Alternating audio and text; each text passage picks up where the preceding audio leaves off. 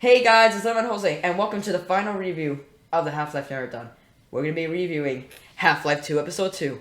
These titles are fun! I actually don't know anything about this game besides the fact that it's a direct sequel to Half Life 2 Episode 1, which is kind of obvious from the title. Episode 1 ended in such a way where, once again, I was excited to see how they were gonna possibly continue this story, and they always end up using a very simple solution. Anyway, here we go.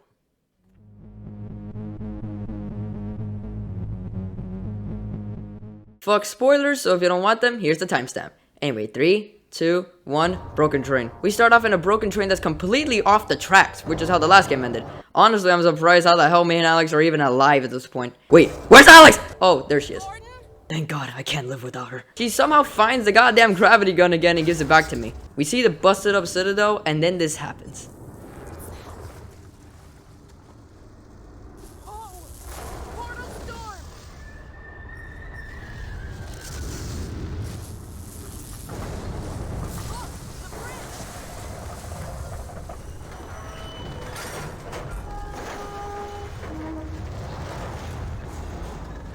She even mentions something called the first days.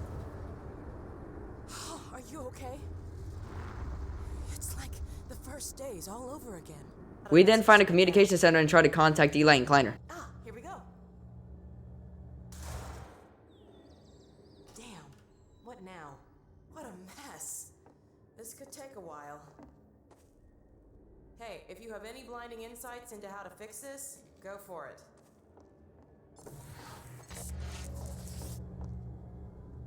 Not sure what I did, but it worked. Fuck off, Alex. They actually say that the blue thing that's being projected from the Citadel is a gateway to another world, and they mention something called the 7-Hour War. But something really strange is happening with the Citadel. Oh yes, we've been monitoring the situation. The raw discharge of the meltdown has been focused into a coherent beam of portal energy. It's the Combine. They're trying to open another gateway. Yes, what you're seeing is the infancy of a super portal. If it attains full strength, It'll be the 7-hour war all over again. Except this time we won't last 7 minutes. My God. Let me just say, I'm loving these things that they are saying about the shit that happened back when the Combine were trying to take over the world. Like, the lore that they're adding is just sick. Now, do you guys remember the packet that me and Alex got from the Citadel in episode 1? You know, the one that they were literally trying to protect at all costs to make sure that nobody would get it? Well, it turns out this packet is actually the connection to the Combine overworld. They were feeding huge volumes of data directly into the core destruction sequence. Magnuson, did you hear that? I'll bet it's the Combine portal code. Yes, I'm not deaf. I downloaded the whole packet. They've been chasing us ever since. Now we have to go to where Eli and Kleiner are and give it to this general dude, I guess, so he can launch a satellite to space. And apparently they'll destroy the portal or something, I don't know. Me and Alex are trying to make our way over to where the others are, which they call White Forest. But I see some kind of robot along the way. And you wanna know what happens? Well, obviously Alex gets fucking stabbed! Are you fucking kidding me right now? Alex is basically dead!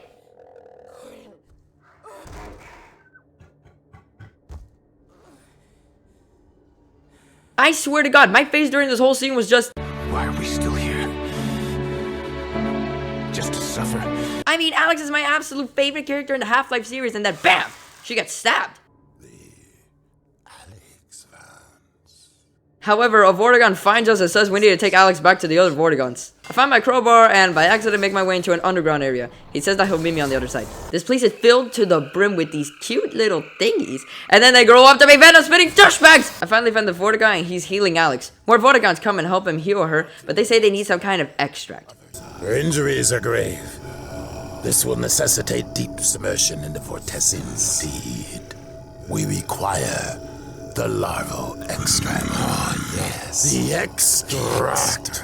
Yes. Agreed. And now me and the Vortigaunt are gonna find the extract, while the other three are healing Alex. While we are finding this extract, the Vortigaunt talks a lot, and he's probably the nicest motherfucker I've met in a while.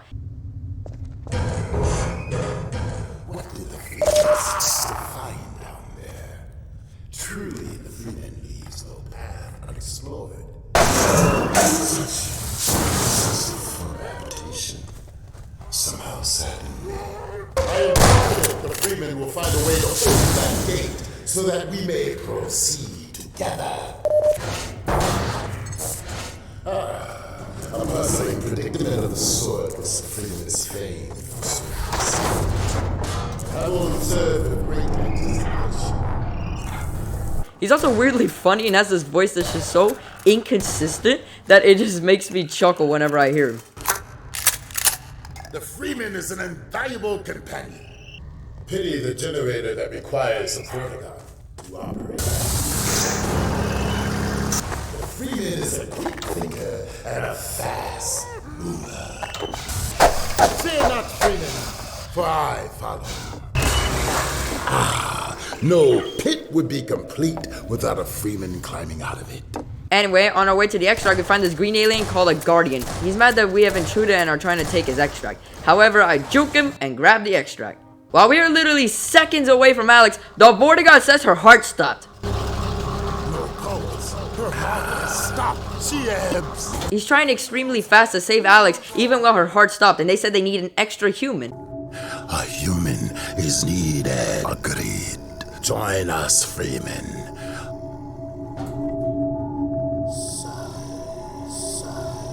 We weave the Freeman's life with hers.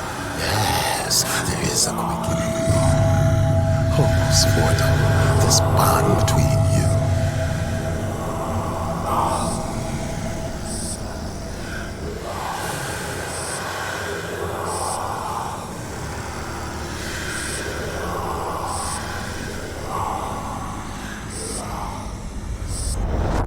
Dr. Freeman, I realize this moment may not be the most convenient for a heart-to-heart, but I had to wait until your friends were otherwise occupied. There was a time they cared nothing for Miss Vance, when their only experience of humanity was a crowbar coming at them down a steel corridor. When I plucked her from Black Mesa, I acted in the face of objections that she was a mere child and of no practical use to anyone. I have learned to ignore such naysayers when quelling them was out of the question. Still, I am not one to squander my investments, and I remain confident she was worth far more than the initial appraisal. That's why I must now extract from you some small repayment owed for your own survival. See her safely to White Forest, Dr. Freeman. I wish I could do more than keep an eye on you, but I have agreed to abide by certain restrictions. Well, now, listen carefully, my dear. When you see your father, relay these words. Prepare for unforeseen consequences.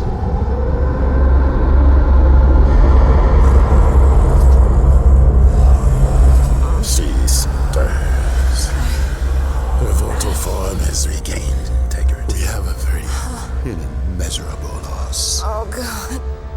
Lie still. Oh, my God. This honestly shocked me because usually G-Man talks to Gordon during the beginning or the end of the game. Or both. But I'm in the second chapter. Not even half of the game yet. And the dude just starts talking to me like, what? He's trying to warn us, mainly Alyx, about unforeseen consequences. Guess we're gonna find out what these are later on down the line. Alyx is still getting used to the fact that her body's a little stiff from the healing, and she still has the stab wounds on her back. When we finally get out of the mines, we see that the Combine brought in the cavalry and are heading to White Forest where Eli and Kleiner are. The Vortigaunt says he knows some humans that have a vehicle, so we're gonna go and head to where they are. Weak. What the fuck was that? Was he giving her a fucking back massage or something? Trying to ease her wounds? Like, what the hell was that? Anyway, we find the people that have the car. However, the Combine found them first. The car is on that bridge, so now we're heading over there. I bring the car back to them, but the Vortigaunt says he cannot go with us any longer. I fear a more urgent errand demands our attention. There are advisors yet unhatched. We'll keep on the lookout. This road will take you near White Forest, but be wary that others may use it as well. I can't tell you how grateful I am. Our bonds are of nature and require no gratitude.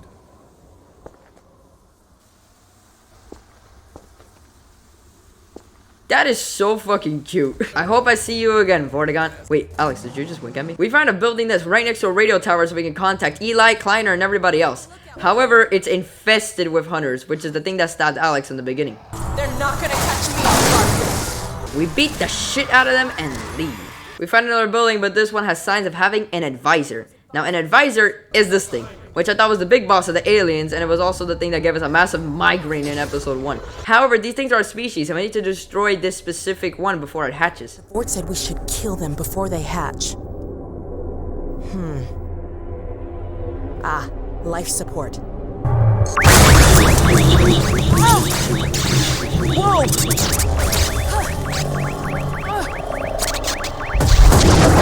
No!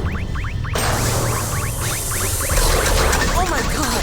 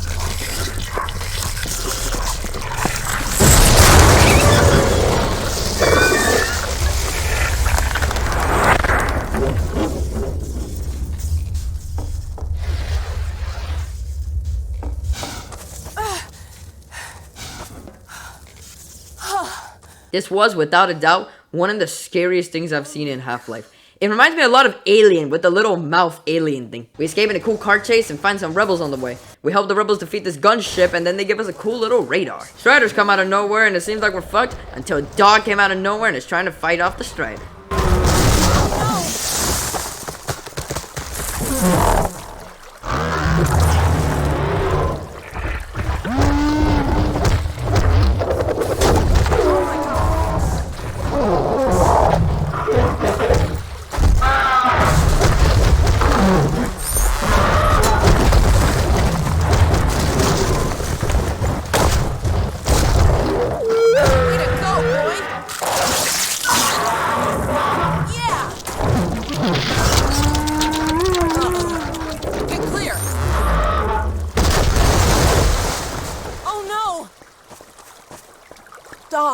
Doc, are you all right? Wake up, Doc. Please. You're all right. We have a race with Doc to get to White Forest, and now we're finally here. We find out that the chief dude that we see next to Eli and Kleiner is called Magnuson. Same old Dr. Magnuson. And while we're trying to find Eli, we see these two have a little argument about hunters. So, you ever used an AR-2 before? AR-2?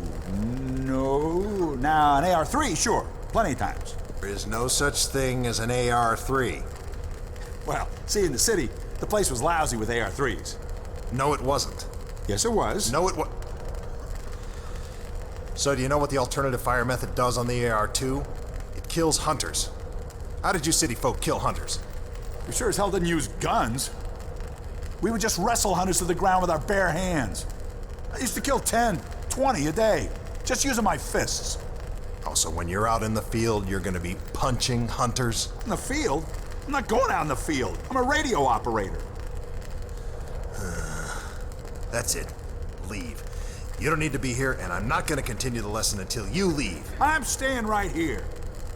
I am serious. Leave. We see our good friend Eli once again, and he's just as lively as ever. However, he sort of lets me know that he wants me and Alyx to fuck. We make a pretty good team. Yeah, well, that's good because, well, now that the suppression field's down, we all have to do our part. Dad? Can you blame an old man for wanting grandkids? Let me actually talk about Magnussen for a quick second. This dude, from beginning to end, has been a giant dickhead to everyone that he's in close proximity to. He always talks people off, mocks everybody, especially Kleiner, and just does not give a damn about anyone's feelings. Just watch these clips and tell me what you think of him. I was just saying hello to Alyx and Gordon. Oh, fine. No one grants me a moment's peace, but by all means, unroll the red carpet. Freeman, you're not doing anything. Make yourself useful and find out what the hell is going on in there. Well, what are you waiting for, Freeman? A hug? The situation's not going to investigate itself. Attention personnel, this is Dr. Magnuson. Since the secondary silo staff seem incapable of solving their little crow problem, you will be happy to hear we have put the popular Dr. Freeman on the job. We all look forward to his remedy, and I look forward to hearing the staff's excuses for why they couldn't handle it themselves. Thank you for your patience. I don't really like him that much, but whatever. We give Kleiner the data that we got from the Citadel in episode 1, but the place gets breached and we quickly fuck all them up. The data seems to be Judith trying to find this thing called the Project. I'm fairly sure I took down the location of the project. It's hard to say how much of it might have survived intact or whether there's anything remaining that could compromise our work if it were discovered by the Combine. We'll need to take a close look at it, of course, but I should be able to give a better opinion within a few hours. If the site is where we think it is, then it should be no more than... I'm gonna cut this short. We may have been spotted.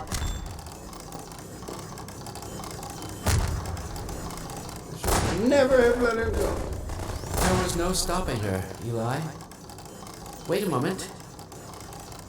There's something else here. It's the Borealis. Good God. Incredible! What? The Borealis? It's real? Oh yes, quite real, despite its almost legendary stature.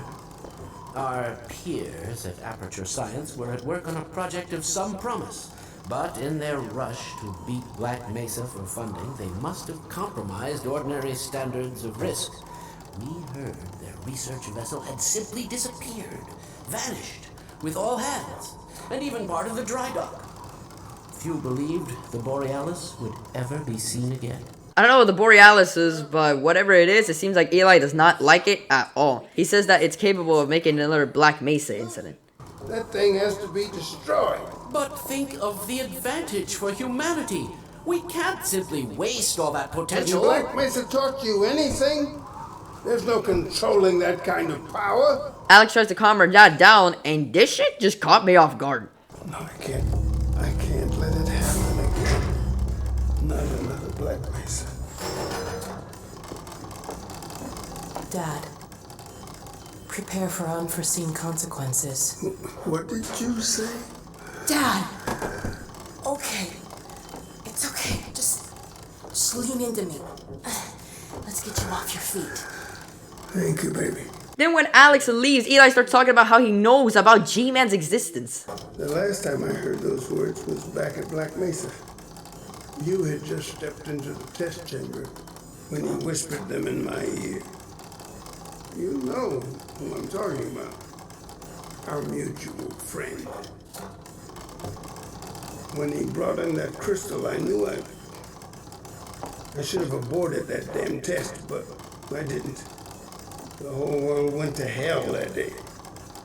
And now he's using my little girl, putting words in her mouth. God damn it. I should have known when he rescued her it was for his own damn reasons. That J-Man cutscene we saw a while back now makes sense. The person he saved was Alyx, and now he can use her whenever he wants. I mean, he literally forced her to give Eli the warning about unforeseen consequences. After this weird shit, Magnussen says he needs my help taking out Striders that are close to the base. He shows me these objects that he made that are able to one-hit the Striders, and he calls them... We call it the Magnuson device. Is this dude really that fucking egotistical? Anyway, we get rid of the Striders and come back to the base. Magnussen, unexpectedly, was trying to be nice to me. I feel compelled to thank you personally for saving my rocket. So, thank you. Well, that's enough chit-chat. I've got a rocket to launch. Wow. For a minute there, I thought you were gonna get a hug. We're finally ready to get rid of the portal. Now the question is, will the rocket really get rid of it? We've activated the resonator.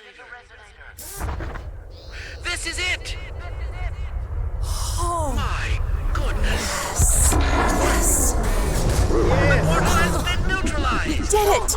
We did it, Gordon! We sure as hell did, and not a moment too soon. I'll bet the Combine aren't too happy right now. You got that right, sweetheart. Well, I'm happy to say that they fucking did, baby! A goddamn win for humanity! Let's go! Now we have to go to the Borealis and try to save Judith while Eli is telling me that we need to destroy the Borealis ship once and for all because it's too dangerous to have. The more I think about that warning from our friend, the more I'm convinced it has to do with Borealis. Don't be deceived. That ship must never be used. You have got to destroy it, whatever the cost. Eli is seeing me and Alex off. Oh no. Dad! Gordon! Help!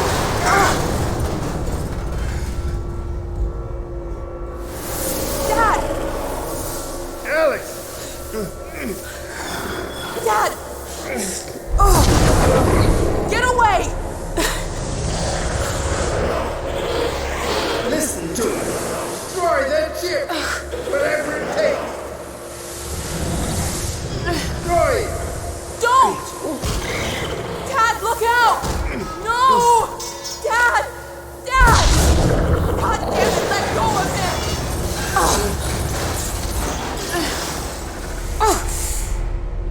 Oh my god! I love you, sweetheart. Close your eyes, honey. I love you, Dad! Don't look. No! Oh my god, no! No! Gordon! No!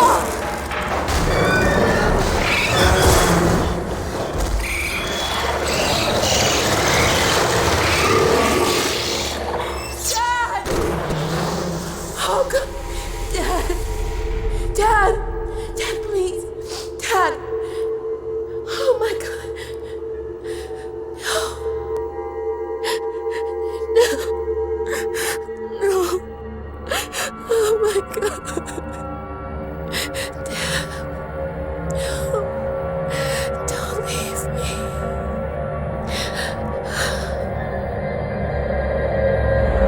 Are you kidding me? Now, we had G-Man in Half-Life 2. We had the Citadel blowing up in episode 1. But this one ends with Eli's death? Without a doubt, in my opinion, this is the saddest Half-Life moment out of all the games. We don't have the lively Eli anymore. He was probably the only positive and optimistic person out of the whole group. Every time you saw him, he was happy. But now he'll never come back. This story is the absolute best out of all the games. It's the most heartbreaking, but it's also the funniest one. It has just as much, if not more, than Half-Life 2. And new characters everywhere you go. The Vortigern is one of the best characters in all the games. Change my mind because he can. He's so nice, and his voice, bro, I don't know why. He just makes me laugh. He just makes me fucking laugh. I hear him and I laugh.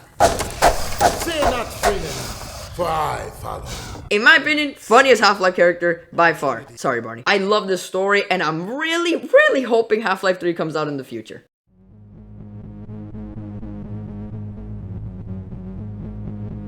Once again, visuals are exactly the same because it's used from the same engine, but somehow, once again, there are amazing differences from the last two games. They added a lot more cutscenes from episode 1, and there are amazing details on everybody and everything in this game. We also have more enemies now that just look so cool. The designs are futuristic and unique. I mean, look at this thing. It's a fat alien that has the smarts of fucking Light Yakimi. We got hunters with these wobbly ass legs, and they have noses that can stab you. I mean, who comes up with these designs? This game just adds a little more to the visuals to really perfect this engine, and they just keep doing better with every little episode. By the time Half-Life 3 comes out, the graphics will be way ahead of its time, I bet.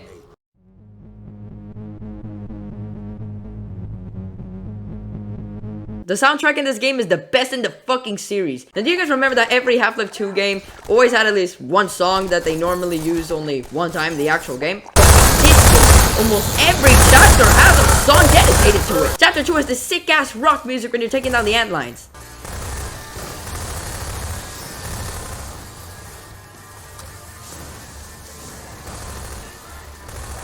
There's a funky rock beat in Chapter 4.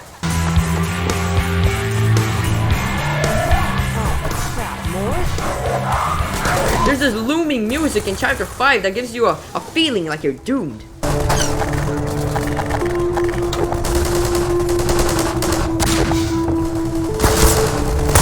I love the soundtrack, and it just adds so much to the gameplay. It pumps you up, and on some occasions, gives you goosebumps. And now for the voice acting, near perfection. The Vortigaunts. Oh my god, the Vortigaunts. They have their own language. It sounds so scary for some reason, and it's called Vortigese. And when they speak English, their voices are just off.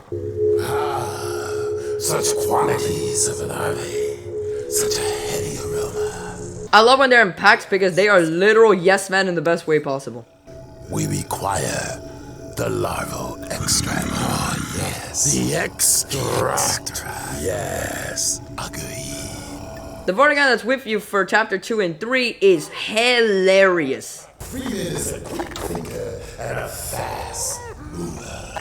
Alyx, like always, is amazing in the acting department. We make a pretty good team. Kleiner's good. My dear, what a relief. Not to mention a delight to see you here at last. Eli is especially good in this one. Remember to keep in constant contact. We have no idea what to expect. And the new character, Magnusson, just sounds perfect for his personality type. He's supposed to be the asshole who talks people off and mocks them, like a shitty boss in an office. For God's sake, Freeman, what is taking you so long? I cannot concentrate on all of this racket. He sounds like he takes his role a little too seriously, and I love it. Obviously, J-Man does a phenomenal job of being eerie, vague, mysterious, and just an overall creep. I am not one to squander my investments, and I remain confident she was worth far more than the initial appraisal. Everything in the sound department this time around improved upon its predecessors, and that's all I can ask for.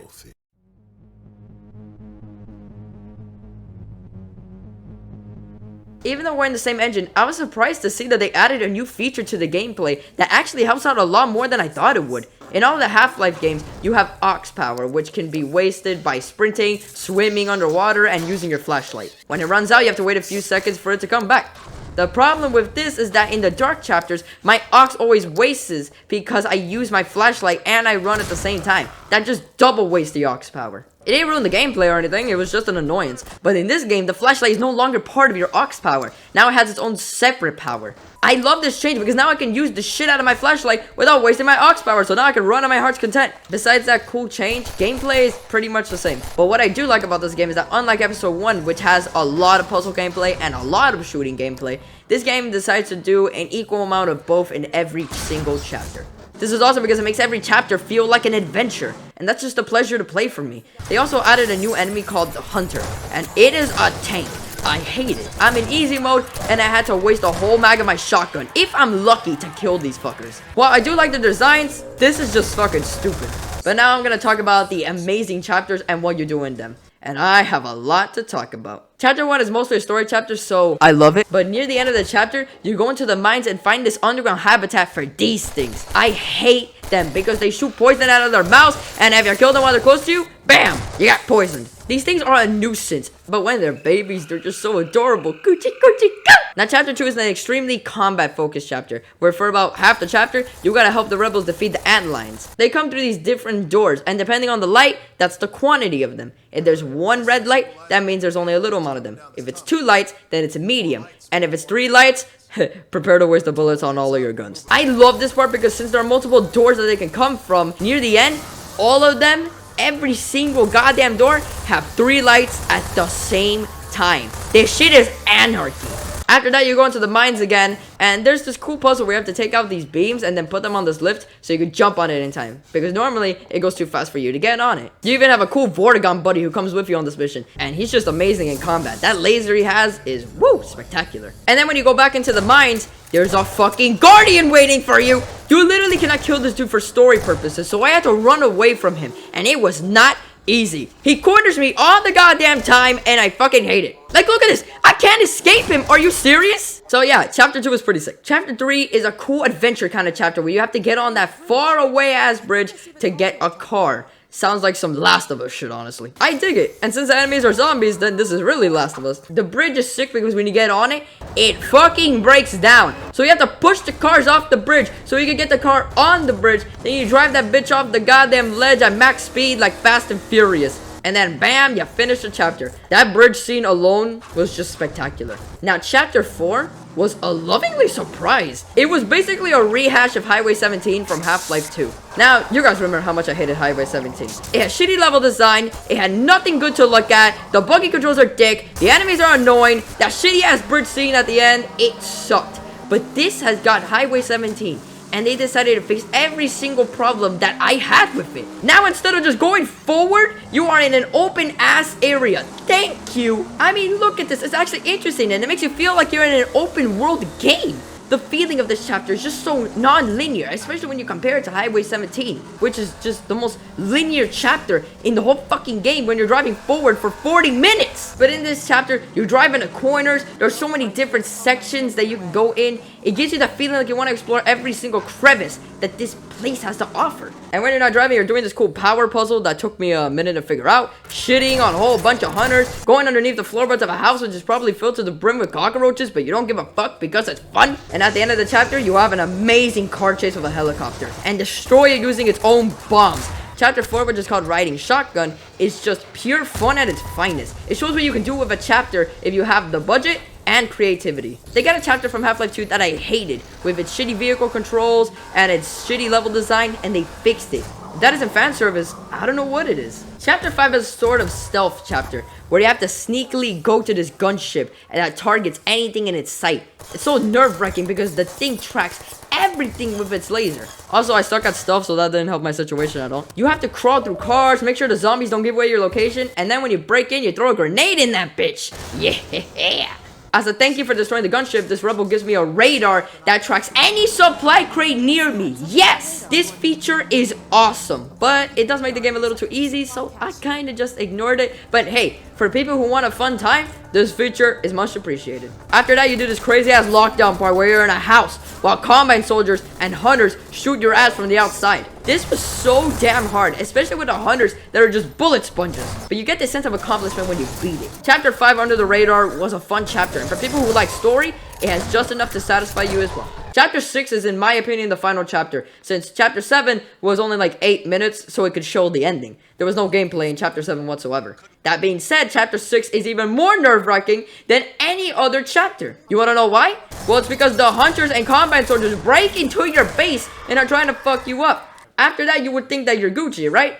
Nope! Because Magnussen says he needs us to take down striders that are just right outside the base. And this is anxiety-inducing. He tells you to use this thing called the Magnussen device, where if you throw it on a strider and then shoot it, it'll blow up that bitch. Sounds easy on paper. In practice, kill me. Hunters try to take down the Magnussen device, so you have to kill them first, which is not easy. And then you grab the Magnussen device, throw it on a strider that is moving all around, so it's very difficult to get a good shot on him. And then you blow the bitch up. Not only that, but the area where you're doing this is probably the most free area in the whole game. It's a big ass forest full of supply houses in almost every corner. They'll heal you and they'll give you more Magnussen devices. This is just so much fun, and that noise that they make when the striders are extremely close to the base, it gives you a massive and quite panicking sense of urgency. There's a strider getting close to the base!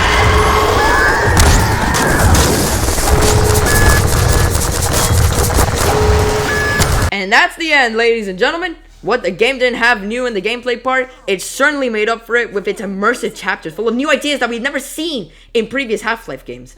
Needless to say, I had a really fun time playing this.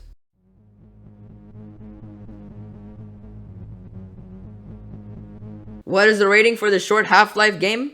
Well, guys, I'm gonna give it a 10 out of 10. This game is a masterpiece of a video game. It's just supposed to be a mini Half-Life adventure, a prologue to Half-Life 3. But you know what? It introduced so many new ideas. The chapters are immersive, with every single one of them feeling like its own adventure. Every chapter could be its own video game. The story is the best that we have seen. It peaked so high that I was surprised at how much they added to the storytelling and the lore. The story is heartbreaking. It can be a real cry fest, but it can also be extremely witty and funny with its writing. I didn't think they were going to surpass episode 1's witty humor, but this game just takes it to another level with its two new characters, the Vortigaunt and Magnussen. Honestly, even though this game was as short as episode 1, the amount of content and passion that they added, it makes me feel like this is the real sequel to Half-Life 2.